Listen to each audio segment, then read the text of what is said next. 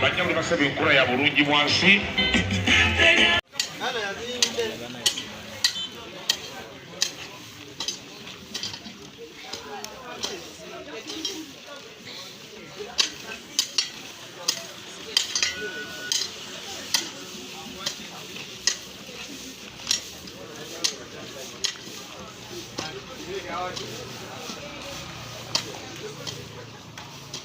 Kulongosa.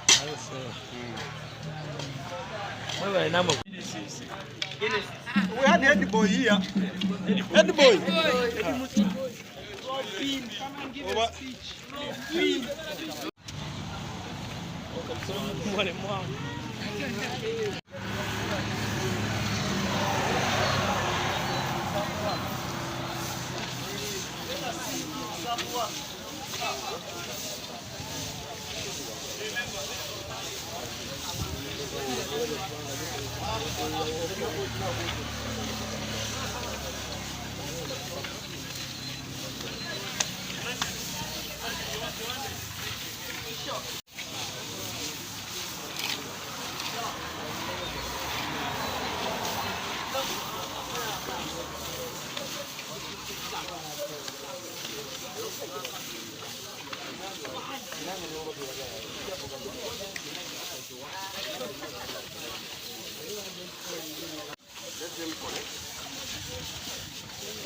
Thank you so much.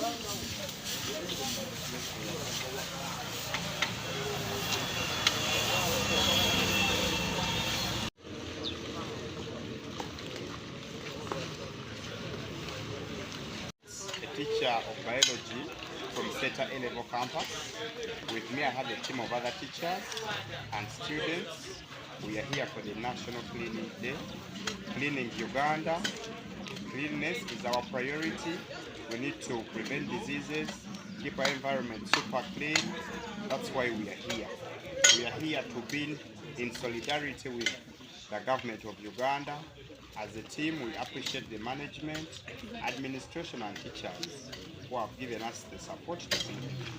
Thank you so much. Nze Kizito Robert, omusomesa ku SETA A-Level campus, n'asomesa biology, essomo ery'obulamu. Tuli wano n'abayizi baffe aba senior 2, abalala tubalese ku ssomero nabo bakirininga. Tuli wano ku mulanga gwa gavumenti ogwa bulungi bwansi.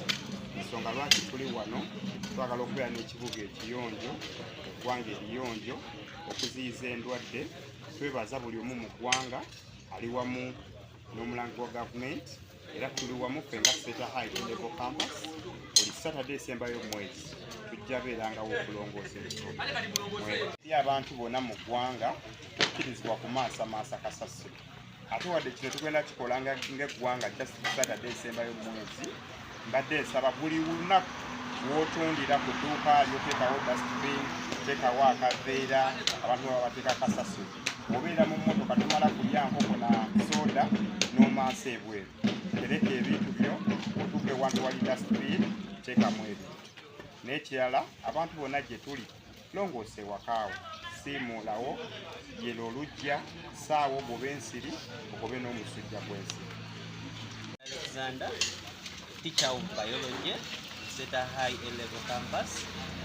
We are glad to serve our nation and also to follow the government's directive for the National Cleaning Day. We are supposed to do this as a responsibility because as a nation we need to be healthy, and our health starts with hygiene. There is no one that can be healthy without living in a clean environment. We are here with our students to show them that this is a responsibility that is collective for everyone to do, because they are the future for tomorrow. Thank you. I'm by the names of Melinda Robbins, Supreme Head Boy, SETA High School A-Level campus. With our friends here, we are so delightful that we were given a chance to clean our community, the SETA community and Kono community, as the entire SETA community. We are so happy and grateful that this opportunity was granted to us.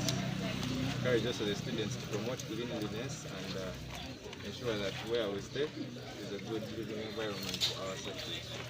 I want to thank you very much for your time and for thinking about SETA High University's opportunity to be a part of the community. Okay, I will encourage all other schools, SETA, Main, Banana, Green, but and also other schools in Kono. There are different schools there. We encourage them to at least clean around their compounds, the school gate, and maybe outside of the community to ensure cleanliness. Thank you so much for your time.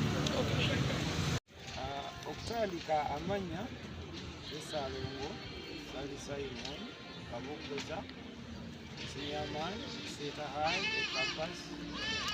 Nga eggwanga lyonna lwe yakitegedde leero National Cleaning Day. Ffe nga SETA community tukedde cleaninga kitundu kyaffe. N'ensonga ffe twali twagitegeera dda. Ffe nga SETA tulina ne kibayita housework.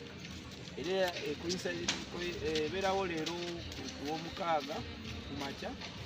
Twagambye katugende extendinge tuyambe n'abatuuze abali tebakimanyi nti okukiliininga ekitundu kyaffe kiyamba ffe buyonjo. Naffe twegatte ku ggwanga. Njagala okukubiriza Bannayuganda bonna okwetaba mu mulimu guno kuba gujja kuyigiriza emigigi egijja okubeera mu environment ng'eri clean, kituyambe ku buyonjo n'obulamu bwaffe. Bannayuganda mwenna, abaana baffe abato, emigigi n'egito ekitwaziza abaana bato bano twagala tubayigirize nti obuyonjo bw'eggwanga buvunaanyizibwa bwaffe ng'abantu. Era ffe wano nga SETA High nga tetunnabakola kintu kyonna soka kweyonjako bulijjo. Ate ku Saturday bukisukkamu tutwala essaawa nnamba nga tuyonja. Kati era tweyanziza Honorable Nabbanja olw'omukisa guno nti buli Lwamukaaga olusembayo mu wiiki, buli lusembayo mu mwezi tujjanga fuba nnyo tugende tuyonje ku balirwana, tubayambe tubongeremu ku maanyi n'abantu abalala okwegatta ku mugendo guno. Saagala abantu basabe nga kibonerezo. Njagala mukitwale bulungi tuyigirize n'abaana baffe nti obuyonjo tukwatako ffenna. Katwale omukisa guno okukubiriza banywanyi baffe abazira kya mwenna gye muli. Okukiliininga kuno twetaagisa tools, twetaaga gears, twetaaga heavy duty gloves, twetaaga rakes, twetaaga forks, twetaaga ebintu ebikwata awantu bw'otasobola kukwata n'angalo zo. Gavumenti yabadde ezze ne idea nnungi naye yabadde tennabategeka kyalo kyonna abantu bonna. Tusaba singa tufuna abazira kisa ne bayamba ku byalo ne bateekayo ku gloves, ku rakes, ku njeyo sajja ati okuyonja kutambula bulungi. Ffe nga SETA High ebyo tubiyina naye naffe bye tulina bitumala bumazi. So tubadde tusaba Bannayuganda abaali abeesobola asobola okugulayo giraavu, asobola okugulayo fork, asobola okugulayo rake, helmet, reflector, aziteeke ku ofiisi ya chairman waffe eya Kigombya LC1.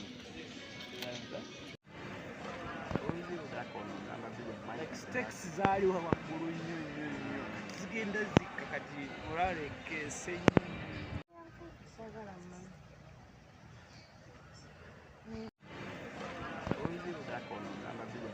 Taxi zaaliwo waggulu nnyo nnyo nnyo zigenda zikka kati olwalekeese nnyo.